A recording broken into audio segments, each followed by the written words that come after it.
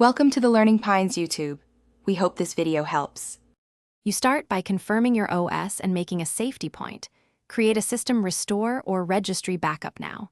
Once done, install or stage the transparency tool you chose, or open PowerToys if available. Make sure to run installers as administrator so changes apply to File Explorer. You will temporarily close Explorer, so save work. After installing, keep the tool's settings window open. That's where the first configuration lives, and we move straight to applying transparency. Now you configure. Pick an opacity percentage and enable blur if you want depth behind icons. Once you choose values, apply them and immediately test by opening File Explorer windows.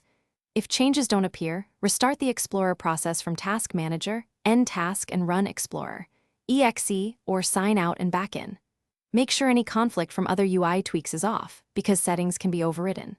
Observe how icons, text contrast, and backgrounds respond and tweak opacity accordingly. Finish by locking or exporting the tool's configuration and enable it to start with Windows so your transparency persists. Once done, verify multiple Explorer windows and mix light backgrounds to ensure readability.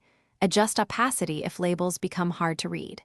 If things go wrong, first disable other UI modifiers and revert your registry backup. Also update or roll back GPU drivers if rendering issues persist. Finally, make incremental changes instead of large jumps. Thanks for watching. Consider subscribing if we helped you.